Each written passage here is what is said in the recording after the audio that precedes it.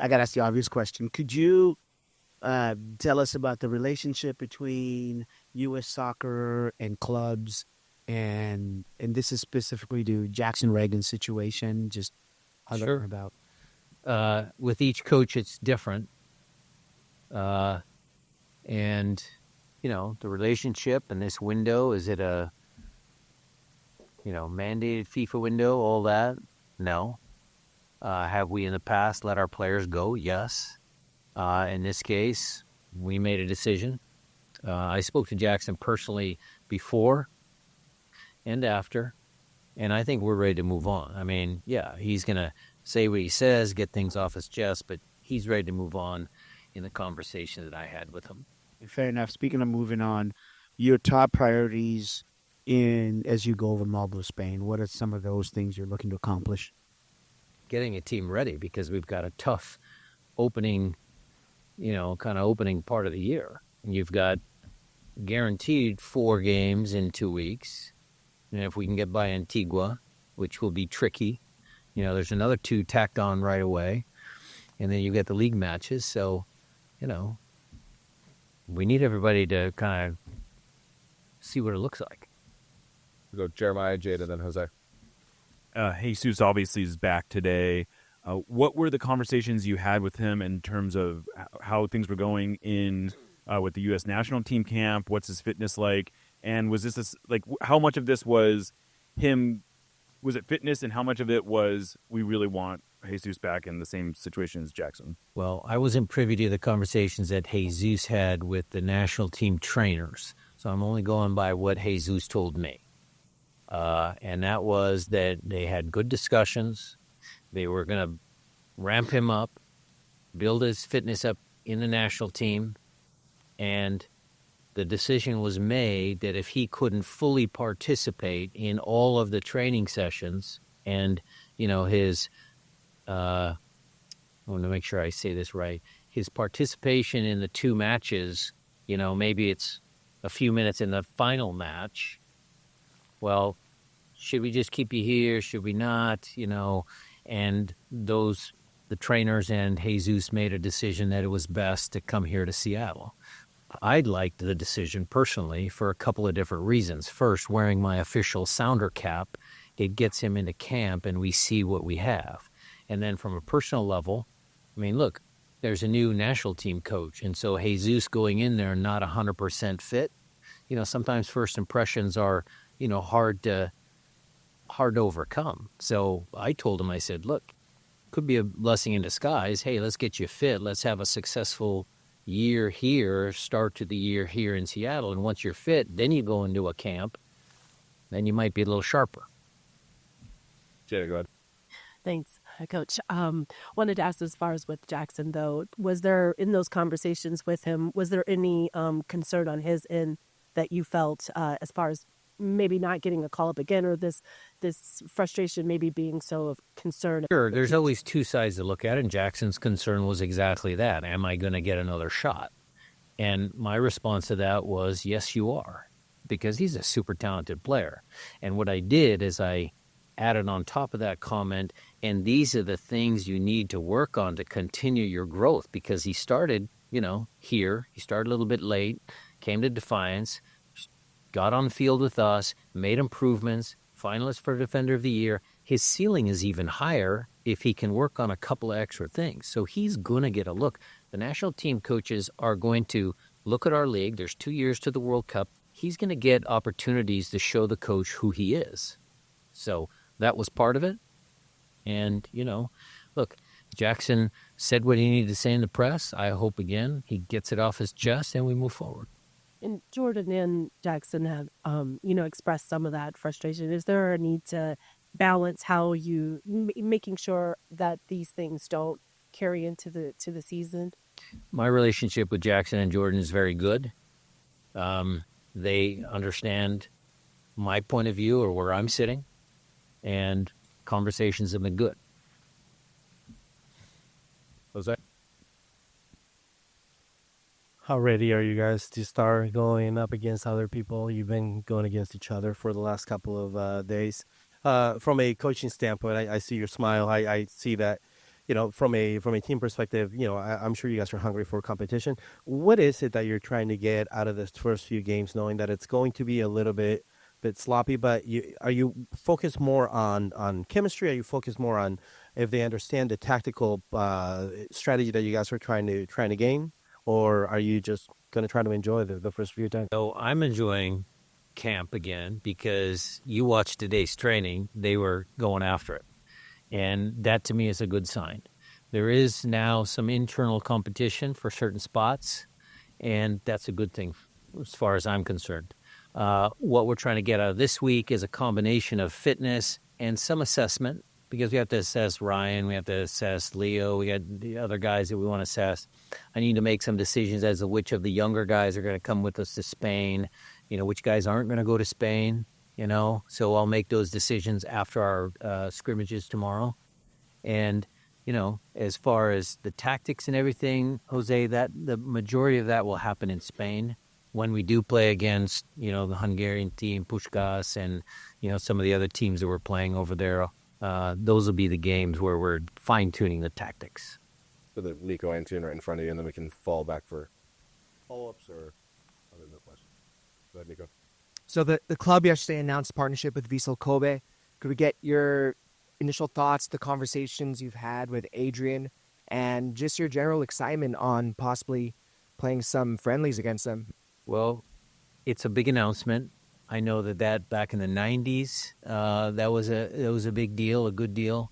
So I wasn't involved in a lot of those conversations, I have to be honest. But do I think it's a good partnership? For sure. I mean, soccer is a global sport. And how the Sounders brand reaches out, what do we get in return? A talented young player. So to me, it's a good partnership. Jada, you had another?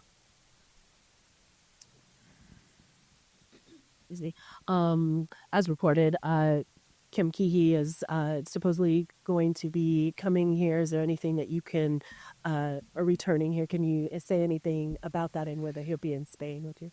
I can't say anything about that now, Jada. There have been extensive talks with Kim Keehee. He may show up in Spain.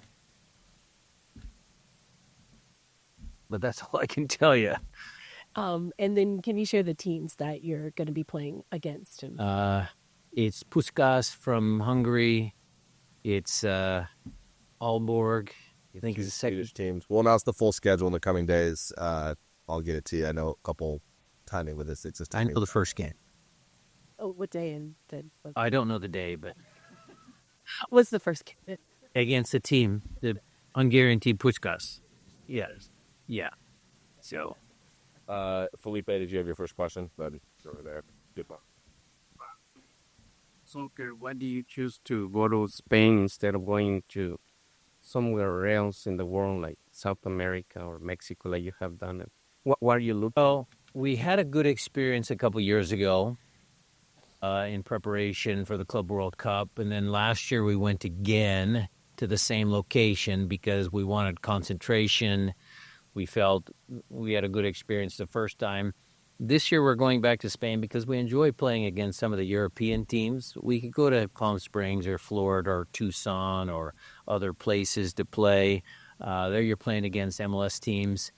Yes, we could, maybe play against some East Coast teams that we don't see that much. So a different opponent, the fields, the facilities that we're at are very, very good. Obviously, I myself will enjoy Spain because they have nice food and nice red wine. But it's a good bonding experience. We'll have some team activities, 3 excellent games. So, this has been a good trip for us.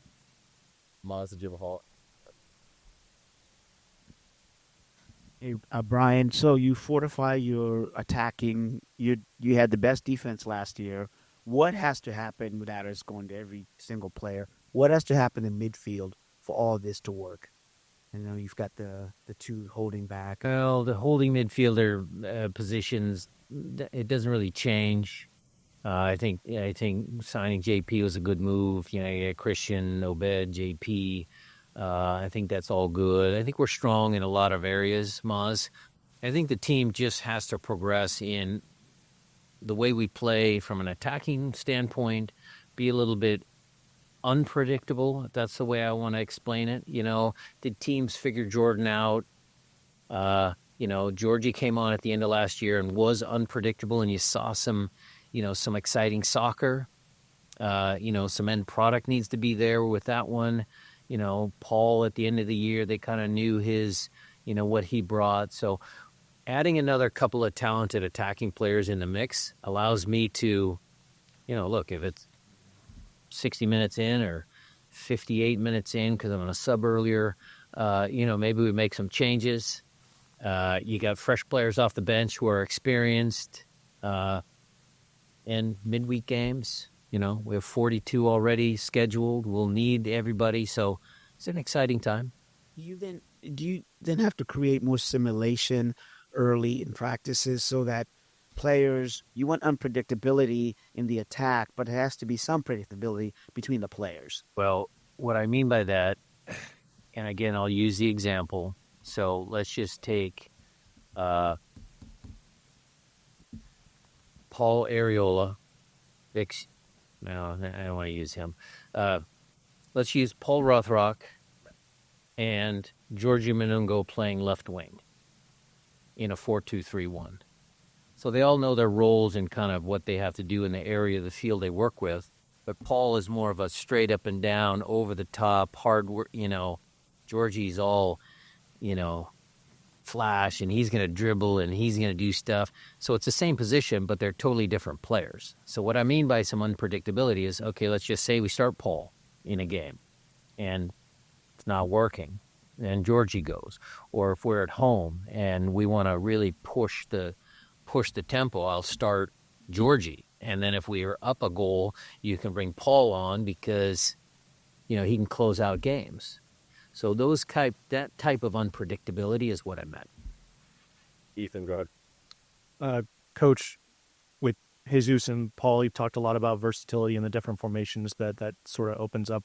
How do you balance the ability to run different formations, but also having that consistency for the players they know where everyone's going to be and having that chemistry?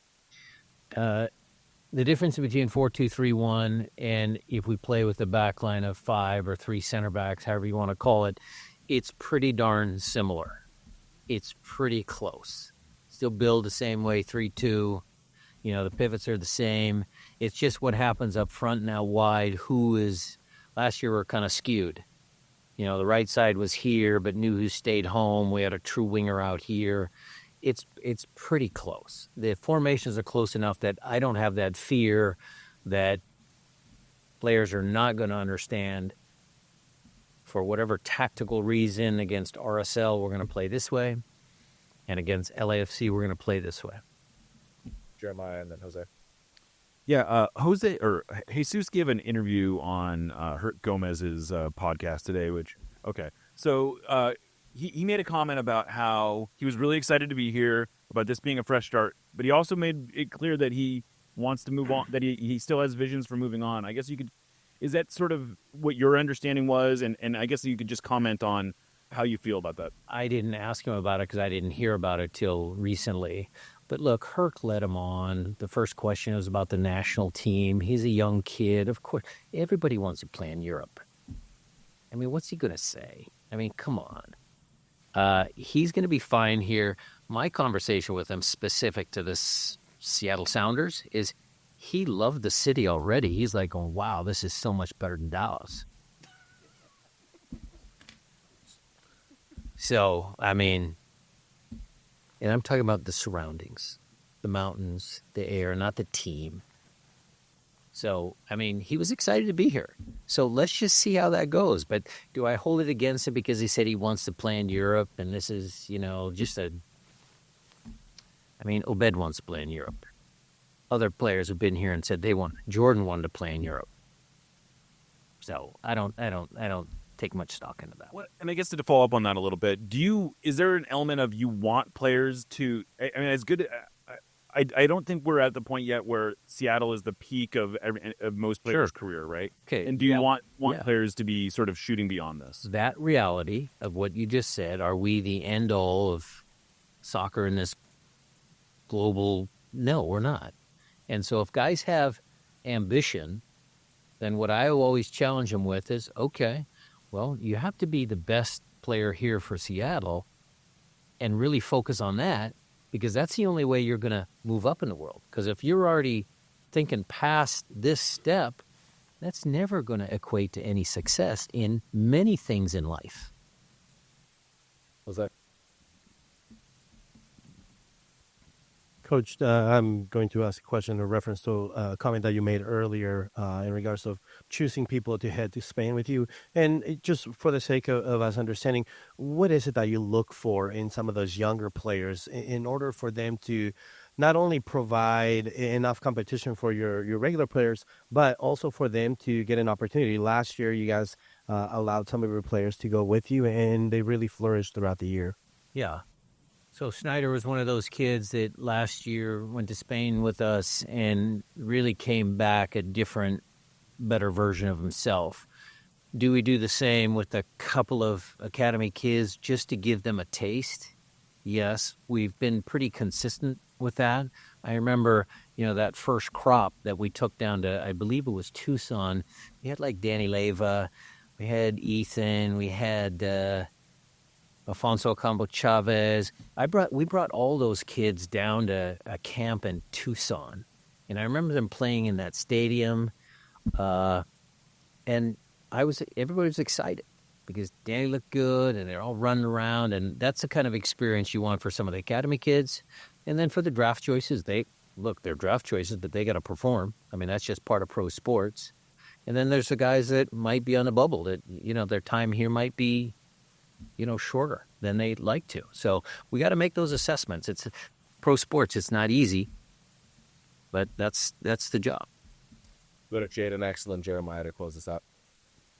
I wanted to ask health stuff. So Danny Musovski looks like he's full training. How is he looking after after last season's injury? So Danny had some injuries last year. That whole thing with him behind Raul and all that. He's got an opportunity.